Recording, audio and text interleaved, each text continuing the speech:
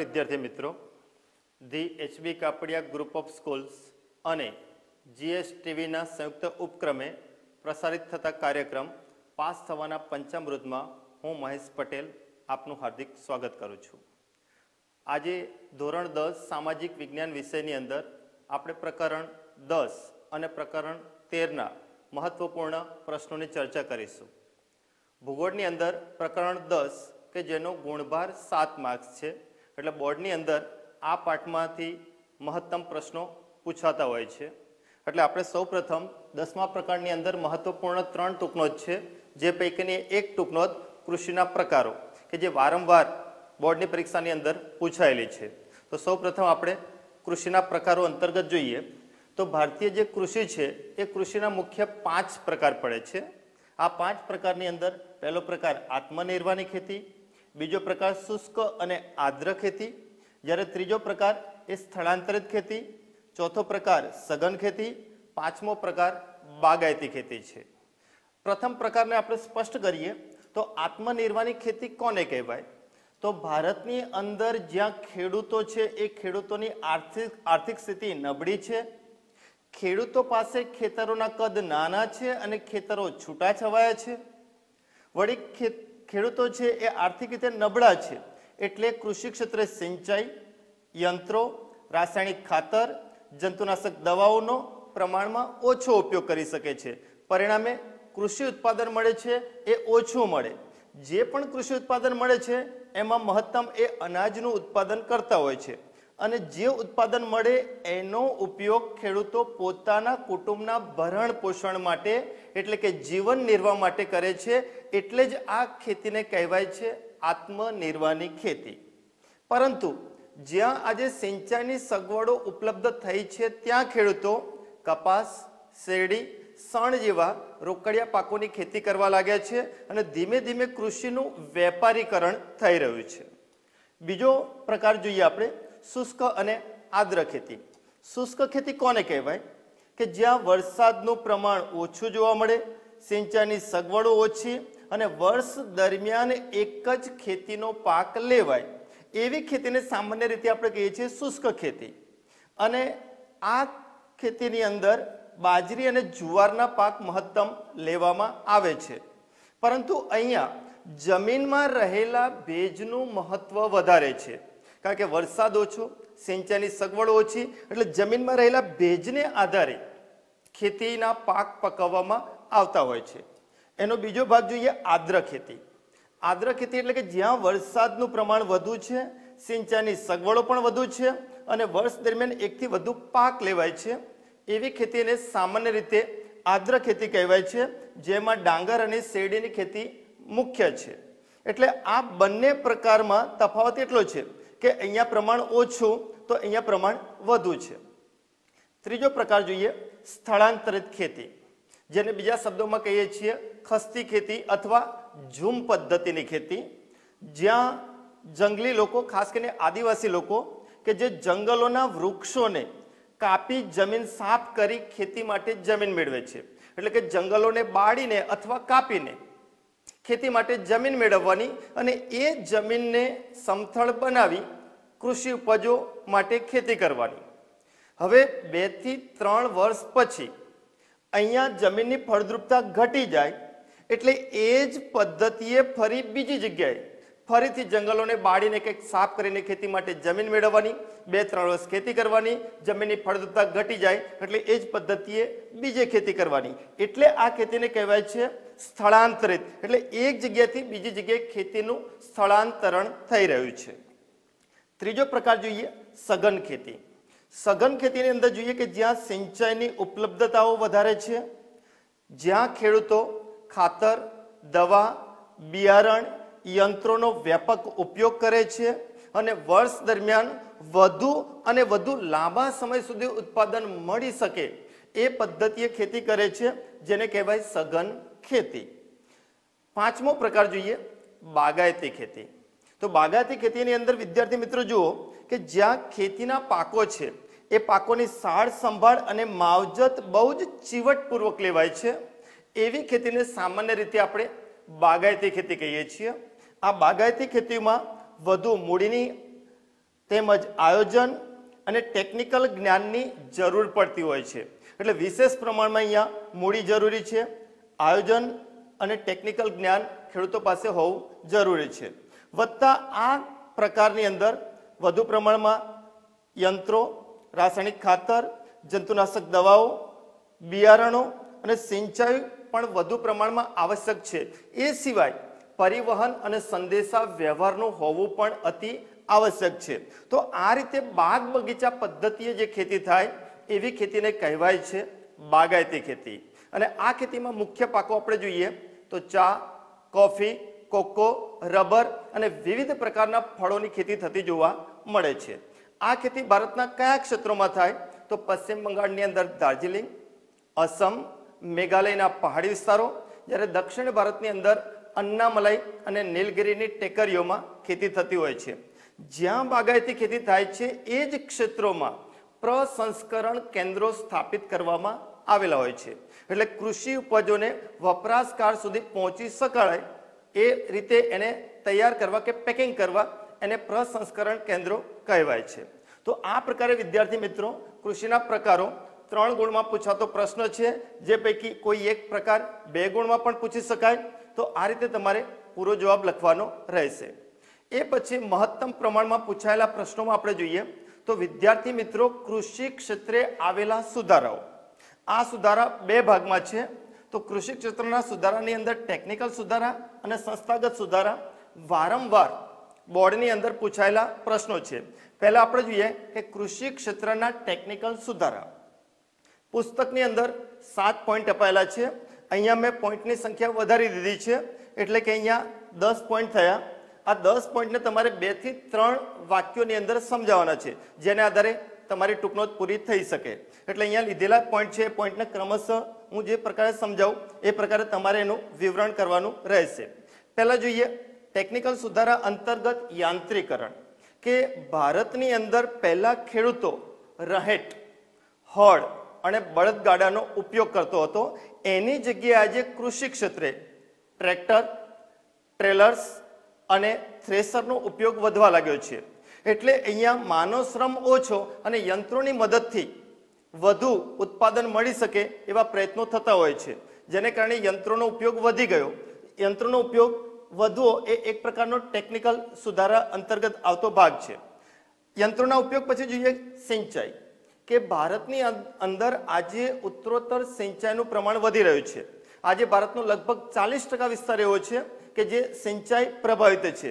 60% એવો પણ વિસ્તાર છે કે જે હજુ સિંચાઈની સગવડો ઉપલબ્ધ નથી.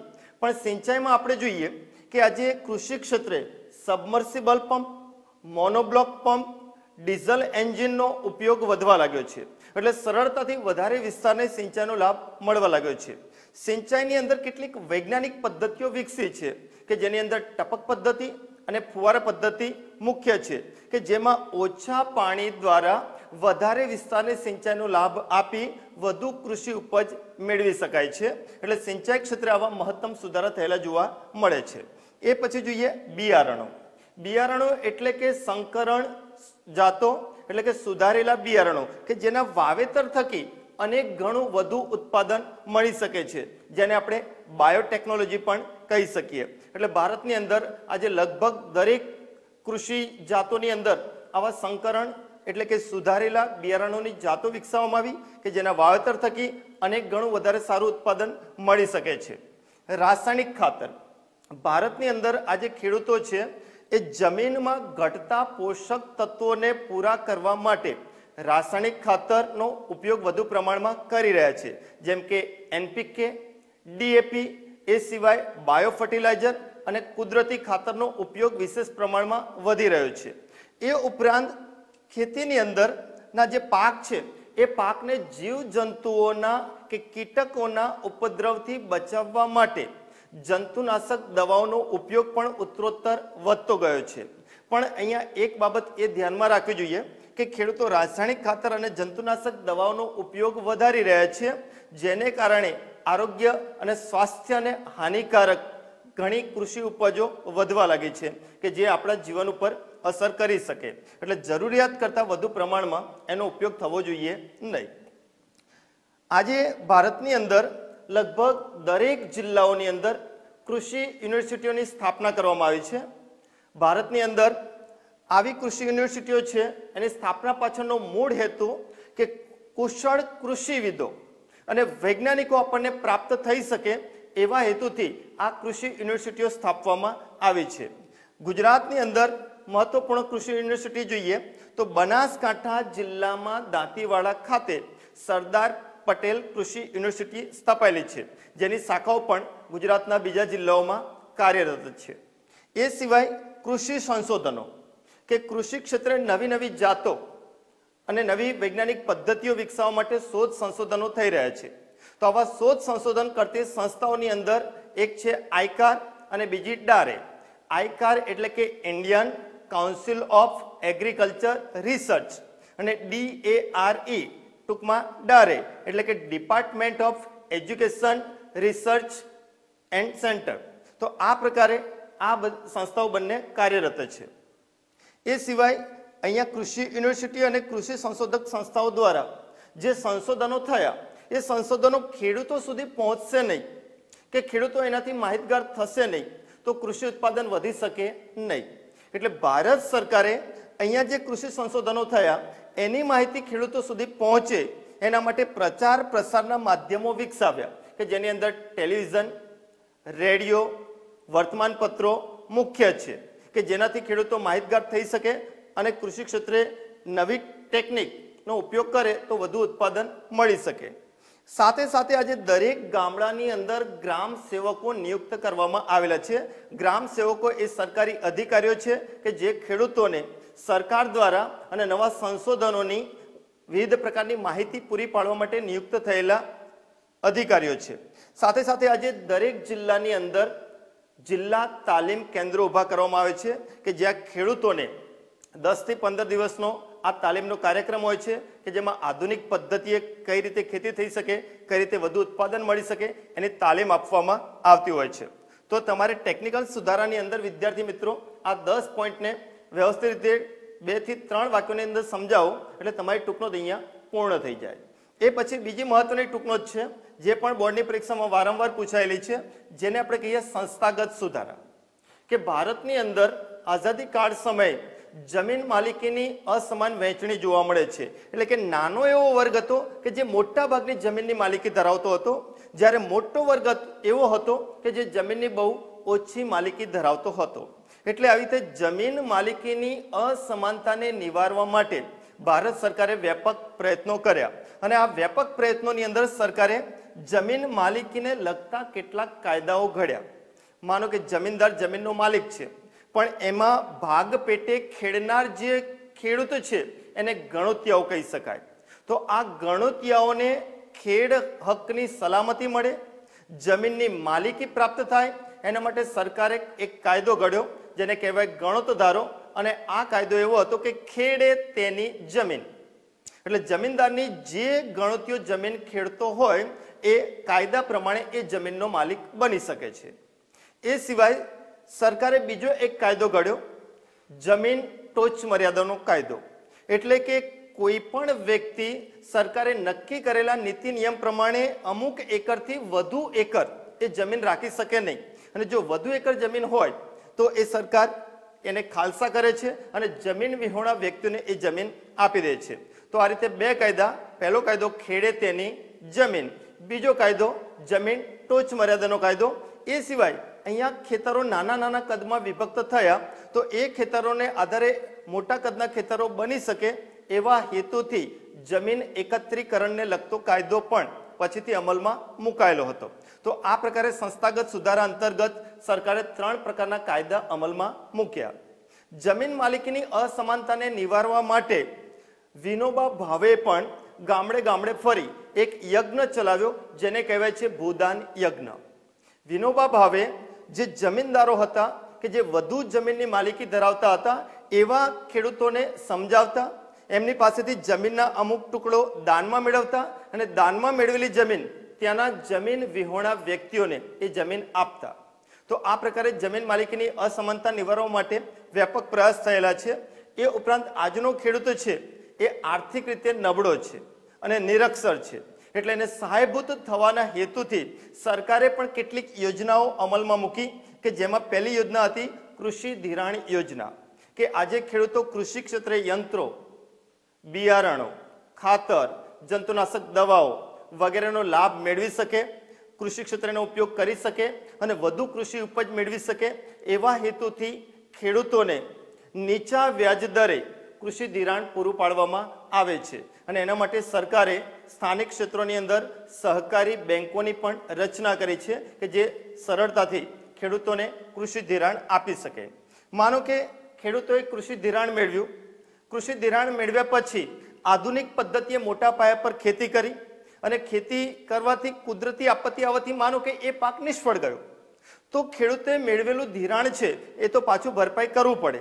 એટલે એની સામે રક્ષણ પૂરું પાડવા માટે ભારત સરકારે પાક વીમા યોજના શરૂ કરી કે જેને કારણે મોટા ખર્ચથી વધુ વિસ્તારની અંદર ખેતી કરી હોય, કુદરતી આપત્તિથી એ પાક નિષ્ફળ જાય તો એવા સમયે આ વીમા યોજના ખેડૂતને રક્ષણ આપી શકે છે.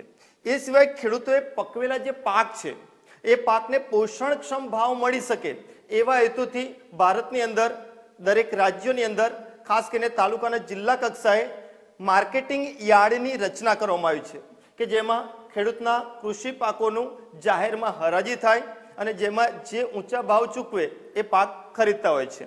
સાથે સાથે ખેડૂતોને માનો કે ભાવ પોષણક્ષમ નથી મળતા, પાકને વેચાણ નથી કરવું, એનો સંગ્રહ કરવો છે, તો એના માટે સરકાર દ્વારા વિવિધ ક્ષેત્રે ગોદામો અને કોલ્ડ સ્ટોરેજ એટલે કે શીત ગૃહોની પણ રચના કરવામાં આવી છે અને એનો સંગ્રહ કરી સમયાંતરે એનું વેચાણ કરી શકે.